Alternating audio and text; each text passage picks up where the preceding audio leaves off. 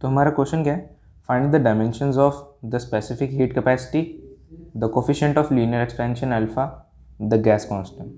यहाँ पे हमें कुछ इक्वेशंस दिए हैं जिनके हेल्प से हम इन क्वेश्चन को सॉल्व करेंगे।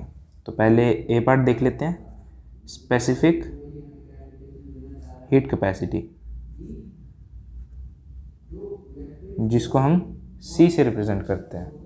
हम इसकी डायमेंशंस इस इक्वेशन को यूज़ करके निकालेंगे। पहले इस इक्वेशन को लिख लेते हैं, Q equals to MC T2 minus T1। अब हमें C की डायमेंशंस चाहिए, तो इन सबको उस तरफ ले जाएंगे, तो ये कुछ ऐसा दिखेगा, Q bye M T2 minus T1। अब यहाँ पर जो Q है, Q क्या है, Q है हीट एनर्जी। अब हीट एनर्जी क्या होती है? हीट एनर्जी एक एनर्जी की फॉर्म होती है। हीट एनर्जी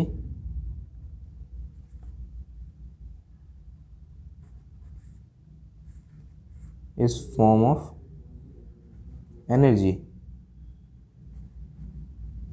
अब हमें हीट एनर्जी का फॉर्मूला तो पता नहीं, और किसी का भी डायमेंशन निकालने के लिए हमें उसका फॉर्मूला पता होना ज़रूरी है।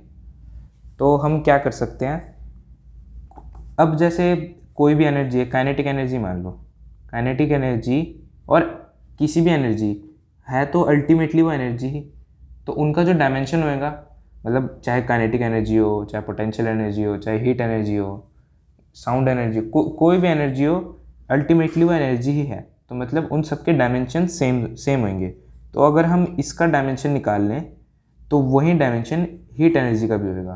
तो अगर हम काइनेटिक एनर्जी का डायमेंशन निकालते हैं, काइनेटिक एनर्जी फॉर्मूला क्या होता है, हाफ mv²। हाफ का तो कोई डायमेंशन होगा नहीं, तो हम m का m हो जाएगा, और v का क्या होता है,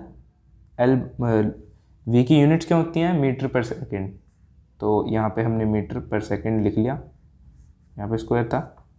अब इसको हम प्रॉपर्ली लिखेंगे तो m1 L2T-2, ये आ गया काइनेटिक एनर्जी। अब जो ये आई है काइनेटिक एनर्जी की, जो डायमेंशन आई है, वहीं हीट एनर्जी की भी होगी। समझ रहे हो, जो काइनेटिक एनर्जी की डायमेंशंस आई हैं वहीं हीट एनर्जी की भी होगी, क्योंकि अल्टीमेटली दोनों एनर्जी ही हैं। तो हीट एनर्जी की डायमेंशन हम लिख लेते हैं m1 L2T-2। अब यहाँ पे नीचे देखिए, यहाँ पे T2 माइनस T1 है। ये T2 और T1 क्या है, T2 और T1 टेम्परेचर है, टेम्परेचर 2, टेम्परेचर 1। टेम्परेचर 2 में से टेम्परेचर 1 माइनस हो रहा है, तो अल्टीमेटली आंसर क्या आएगा, टेम्परेचर ही आएगा। तो इसे अगर हम सॉल्व करें तो Q की अभी निकाल ली हमने हीट एनर्जी की डायमेंशंस, M L2T-2, नीचे M,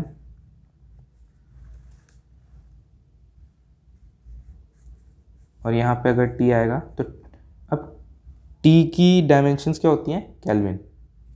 T की डायमेंशन होती है केल्विन। अब हम इसको सॉल्व करेंगे तो M से M मर गया, और यहाँ पे आ गया m0 L2T-2 K-1। ये आ गया हमारा हीट एनर्जी का डायमेंशन फॉर्मूला। अब हम करते हैं बी पार्ट। बी पार्ट में क्या है, हमें निकालना है कोफिशिएंट ऑफ लीनियर एक्सपेंशन, है ना, जिसको हम अल्फा से रिप्रेजेंट करते हैं। अब इसका फॉर्मूला हमें दे रखा है क्वेश्चन में, जो कि है LT equals to L0 1 plus alpha, यहाँ ब्रैकेट है, square bracket, T2 minus T1। इस इक्वेशन को यूज़ करके हमें अल्फ़ा के डायमेंशंस निकालने हैं। तो हमें अल्फ़ा चाहिए, तो इन सबको उस तरफ ले जाएंगे, तो ये कुछ ऐसा दिखेगा। हाँ, उससे पहले यहाँ पे जैसे पिछले क्वेश्चन में भी मैंने बताया, अगर T2 में से T1 माइनस होगा, मतलब टेम्परेचर से टेम्परेचर ही माइनस हो रहा है, तो यहाँ पे भी टेम्परेचर ही आएगा। तो इसको आसानी के लिए हम पहले टेम्परेचर ही लिख लेते हैं। यहाँ पे टेम्परेचर आ गया। अब इन सबको उस तरफ ले जाएंगे अल्फ़ा को छोड़ के। अल्फ़ा ये रहा, L T minus L nought by, sorry मैं ज़्यादा आगे चला गया, alpha equals to alpha T, इसको इधर ले जाएंगे पहले,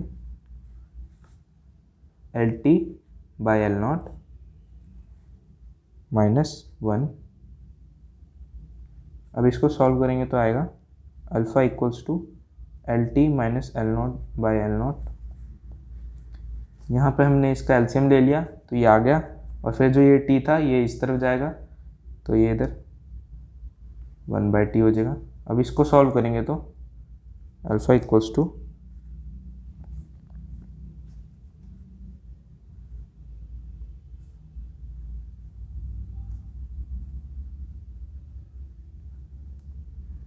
ये एल से एल मर गया। यहाँ पे ये दोनों जो एल है ये डिस्टेंस है, ये कितना एक्सपेंड हुआ है, ये एल डिस्टेंस है, तो मैंने इसलिए यहाँ पे एल लिख दिया। अब इन दोनों से भी अगर एल माइनस होएगा तो एल ही निकलेगा, तो यहाँ पे एल लिख लिया, और ये नीचे पहले से एल था, एल लिखा, एल से एल मर गया 1/k, तो इसका डायमेंशन क्या है के इनवर्स। ठीक है, अब अगला पार्ट, अब सी पार्ट में हमें गैस कांस्टेंट का डायमेंशन निकालना है, जिसको हम रिप्रेजेंट करते हैं आर से। अब इसको निकालने के लिए हम इस इक्वेशन को यूज़ करेंगे। अब यहाँ पे आर यहाँ है तो हम इन सब को पहले उधर ले जाना पड़ेगा, तो आर अगर यहीं पे रह गया तो P V upon N T. अब इसको सॉल्व करने से पहले हमें इन सबको फंडामेंटल डायमेंशंस में चेंज करना पड़ेगा, क्योंकि पी तो हमारा फंडामेंटल डायमेंशन है नहीं। तो पी को चेंज करने के लिए क्या करेंगे, पी क्या होता है प्रेशर का formula force upon area. Force को हम कैसे लिख सकते हैं, एम ए बाई एरिया। अब एरिया की यूनिट्स क्या होती हैं, मीटर पर सेकेंड स्क्वायर, है ना। तो यहाँ पे अगर ऐसे लिखें तो मास की जगह एम, एक्सेलरेशन की जगह मीटर पर सेकेंड स्क्वायर, मीटर पर सेकेंड स्क्वायर, और एरिया के वो क्या होती है यूनिट्स, मीटर स्क्वायर, तो वही एल स्क्वायर। ठीक है, अब इसको सॉल्व करेंगे, तो क्या आएगा, M L inverse T minus 2। ठीक है, ये आ गया प्रेशर का डायमेंशन। अब प्रेशर का डायमेंशन आ गया, अब हम इसी को यहाँ पुट कर देंगे। प्रेशर का डायमेंशन क्या है, m1 l minus 1 t minus 2 into volume का क्या होता है, वॉल्यूम का होगा एल क्यूब बाय, अब n के डायमेंशन क्या होती है, मोल, n की डायमेंशन होती है मोल, और t यहाँ पे टेम्परेचर है, उसका डायमेंशन होगा केल्विन। अब इन सबको सॉल्व करेंगे तो आएगा हमारा m1 l2 t minus 2 k minus 1 mole minus 1। ये आ गया हमारा गैस कांस्टेंट का डायमेंशनल फॉर्मूला।